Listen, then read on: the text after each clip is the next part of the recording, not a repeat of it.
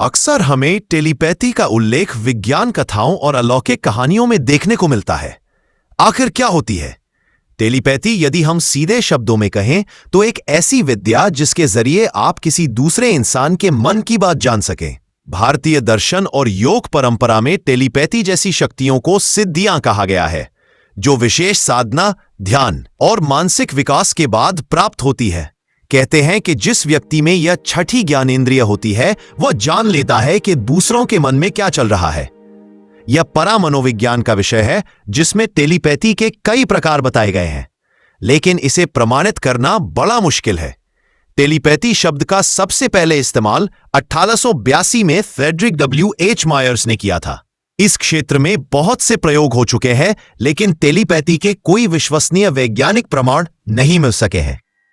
कुछ लोग टेक्नोपैथी की बात करते हैं। उनका मानना है कि भविष्य में ऐसी टेक्नोलॉजी विकसित हो जाएगी जिससे टेलीपैथी संभव हो। टेलीपैथी को वैज्ञानिक रूप से साबित करना मुश्किल है और कई वैज्ञानिकों द्वारा इसे केवल भाग्य या अंतर्ज्ञान का परिणाम मान लिया जाता है। लेकिन कुछ न्यूरोसाइंस और क्वांटम फिजिक्स के सिद्धांत इस ओर इशारा करते हैं कि मस्तिष्क में सूक्ष्म ऊर्जा तरंगों यानी ब्रेन वेव्स के जरिए संचार संभव हो सकता है।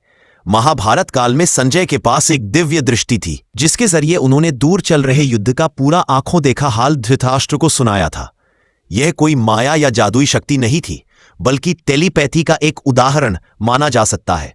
प्राचीन काल में कई ऋषि मुनि के पास ऐसी ही शक्तियां होती थी, जिससे वह किसी का भी भूत, भविष्य, वर्तमान और मन की बात जान लेते थे।